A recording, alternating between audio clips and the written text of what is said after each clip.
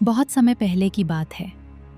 हिमालय की तलहटी में बसा सूर्यगढ़ नाम का एक विशाल और समृद्ध राज्य था। उस राज्य के राजा वीरेंद्र देव न्यायप्रिय तो थे, पर उनके चेहरे पर हमेशा एक अनकहा डर छिपा रहता था। उनकी एक ही पुत्री थी, राजकुमारी आर्या। आर्या अत्यंत सुंदर, बुद्धिमान और साहसी थी। पूरा राज्य उसे बहुत प्रेम करता था। लेकिन राजमहल की दीवारों के भीतर एक ऐसा रहस्य छिपा था जिसे राजा हर हाल में दफन रखना चाहता था। एक रात राजकुमारी आर्या अचानक घबराकर उठ बैठी। महल के पीछे वाले पुराने बाग में सूखे पेड़ों के बीच एक पुराना जर्जर कुआं था। उस कुएं के पास एक लड़की खड़ी थी, बिल्कुल आर्या जैसी। वही चेहरा, वही आंखें, वही आवाज। वो लड़की बोली, आर्या, मैं तुम्हारी जुड़वा बहन हूं। अगर सच जानना है तो पुराने कुएं के पास आना। और तभी एक गूंजती हुई आवाज आई, सच जानना है तो अकेली आना। आर्या की नींद खुल गई। उसका दिल जोर जोर से धड़क रहा था। सुबह होते ही आर्या अपनी माँ रानी देवयानी के पास पहुंची। माँ, क्या मेरी कोई जुड़वा बहन थी? रानी के हाथ कांप गए। उन्होंने तुरंत अपनी नजरें झुका ली। नहीं बेटी, तुम हमारी एक ही संतान हो। माँ की आंखों में डर था।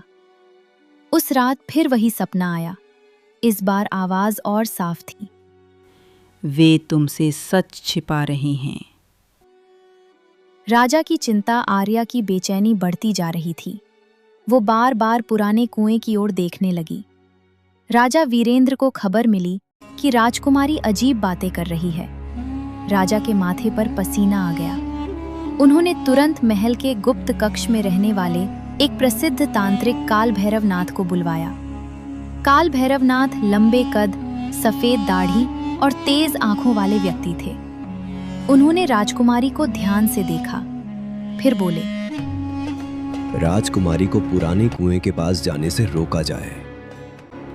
आर्या ने तांत्रिक की आंखों में देखा। आप सच जानते हैं, है ना? तांत्रिक ने गहरी सांस ली। कुछ सच ऐसे होते हैं जो राजवंश को हिला देते हैं। राजा अंदर ही अंदर सोच रहे थे। इसे सब पता चल गया। सालों पहले रानी ने जुड़वा बेटियों को जन्म दिया था। जन्म के समय महल के ज्योतिषियों ने भविष्यवाणी की, दोनों बहनें एक ही आत्मा की दो परछाइयां हैं। अगर दोनों जीवित रहीं तो राज सिंहासन पर संकट आएगा। डर के मारे राजा ने एक भयानक निर्णय लिया। दूसरी बच्ची को महल के पीछे वाले पुराने कुएं में छोड़ दिया गया। लेकिन उस रात तेज तूफान आया।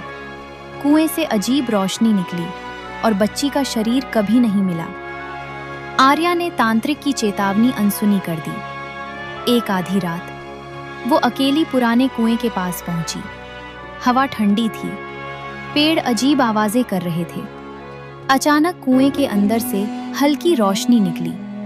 वही लड़की, वही चेहरा।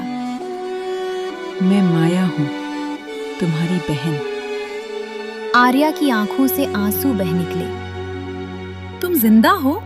माया मुस्कुराई। शरीर नहीं, पर आत्मा जीवित है। माया की आत्मा ने बताया, राजा ने मुझे त्याग दिया। मैंने वर्षों तक इस कुएं में भटकती आत्माओं के साथ समय बिताया। मैं बदला नहीं चाहती, बस सच सामने आना चाहिए। तभी तांत्रिक वहां पहुंच गया। ये आत्मा अब मुक्त होना चाहती है। राजा भी वहां आ गए। उनकी आंखों में पछतावा था। मैंने डर में आकर पाप किया, मुझे क्षमा करो। जैसे ही उन्होंने ये कहा, कुएं की रोशनी और तेज हो गई। माया की आत्मा मुस्कुराई। सच स्वीकार करना ही मुक्ति है। अगले दिन राजा ने पूरे राज्य के सामने सच्चाई स्वीकार की। उन्होंने घोषणा की, अब से इस राज्य में डर के कारण कोई अन्याय नहीं होगा। पुराना कुआं भर दिया गया, वहां एक मंदिर बनवाया गया। कहानी का संदेश: डर से लिया गया निर्णय विनाश लाता है, पर सत्य स्वीकार करने का साहस हर आत्मा को मुक्ति देता है।